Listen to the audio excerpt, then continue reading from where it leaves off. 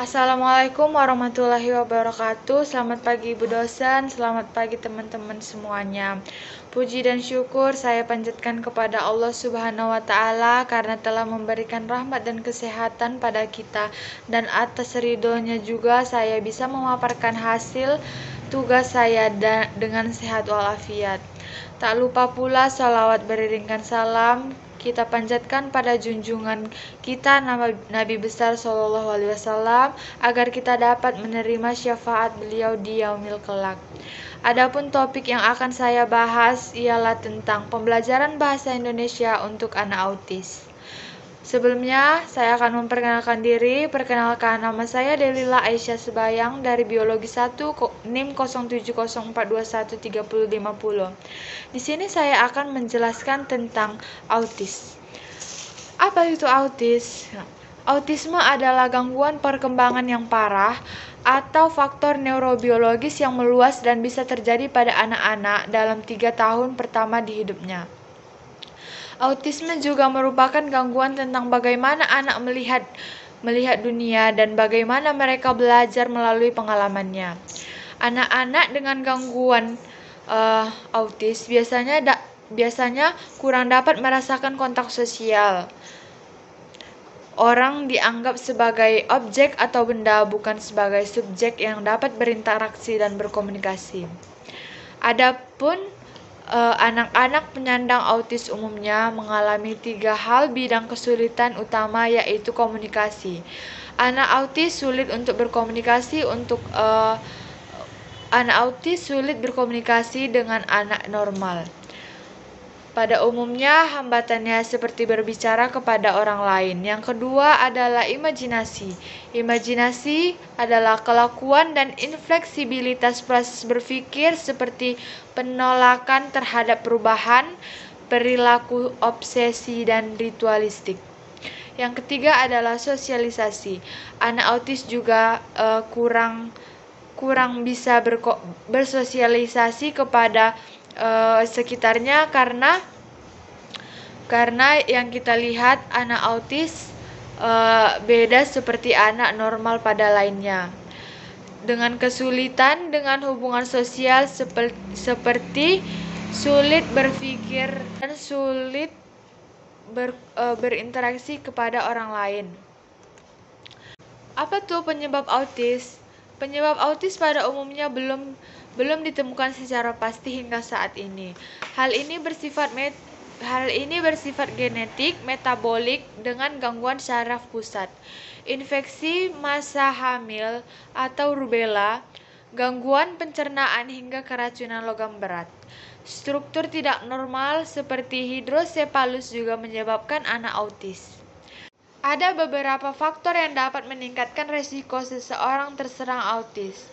Yang pertama, ia memiliki keluarga dengan riwayat autis. Yang kedua, terlahir secara prematur. Yang ketiga, memiliki kelainan genetik atau kromosom tertentu, seperti Fragile X dan tuberous sclerosis.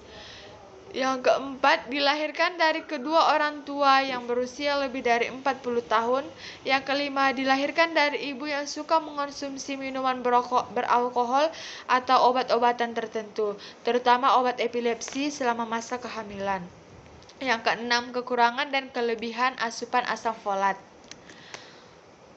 Nah, bagaimana anak autis belajar mengenal bahasa Indonesia? Hambatan belajar pastinya terjadi pada anak autis dikarenakan kekurangan yang terjadi pada anak autis, dan pada dasarnya anak autis sangat jauh berbeda dengan anak normal yang mudah memahami ilmu yang diberikan.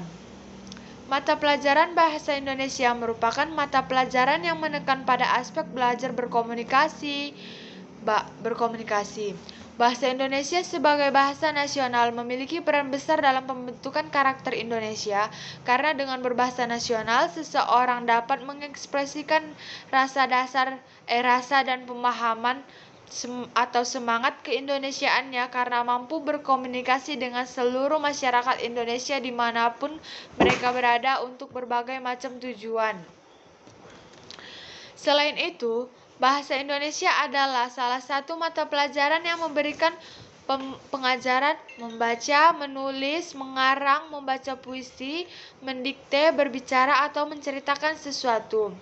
Dengan adanya pembelajaran bahasa Indonesia di sekolah, maka siswa akan terlatih untuk menggunakan bahasa Indonesia yang baik dan benar. Dan siswa juga akan terlatih untuk menangkap pikiran, perasaan, daya cipta mereka dalam bentuk tulisan maupun lisan. Pembelajaran bahasa sangatlah penting bagi anak autis. Dengan bahasa, komunikasi dan hubungan antar manusia yang menjadi lebih mudah. Hal ini disebabkan sebagai media untuk menyampaikan pesan atau informasi dari suatu individu kepada individu lainnya. Melalui pembelajaran bahasa Indonesia, diharapkan anak autis dapat berkomunikasi dengan bahasa Indonesia yang baik dan benar, memiliki intonasi yang sesuai, serta dapat memahami hal yang diutarakan ataupun diungkapkan oleh orang lain. Adapun pembelajaran khusus anak autis yaitu yang pertama, memberikan pengetahuan akademik kepada anak didik penyandang autis. Yang kedua adalah memberikan pendidikan keterampilan dalam hal bina diri dan keterampilan kegiatan sehari-hari anak penyandang autis. Yang ketiga adalah melatih dan meningkatkan kemampuan komunikasi dan bersosialisasi anak penyandang autis. Yang keempat adalah mewujudkan kemandirian anak penyandang autis dalam hal komunikasi, sosialisasi, perawatan diri, dan berkarya. Ada dua sistem pendidikan dan terapi yang diterapkan pada anak autis. Yang pertama adalah kelas individual, diberikan secara individual atau satu guru satu siswa untuk mengoptimalkan kemampuan anak dalam belajar akademik, keterampilan melaksanakan aktivitas sehari-hari, mengajarkan budi pekerti, mengembangkan kemampuan berkomunikasi, bersosialisasi, memperbaiki motorik dan sensorik anak autis. Yang kedua adalah kelas kelompok atau kelas siswa belajar dalam satu kelas bersama dibatasi jumlah siswanya. Perbandingan guru dan siswa 2-3 atau 2-4 orang di dalam kelas. Sistem ini digunakan untuk meningkatkan kemampuan bersosialisasi, kemampuan belajar akademik dengan cara belajar yang kompetitif. Selain dalam hal pendidikan, pelayanan disediakan di sekolah ini seperti pelayanan konsultasi, pelayanan terapi, pelayanan kesehatan, dan lain-lain. Bagaimana anak autis belajar membaca dan menulis? Anak autis membaca dan menulis suatu bacaan.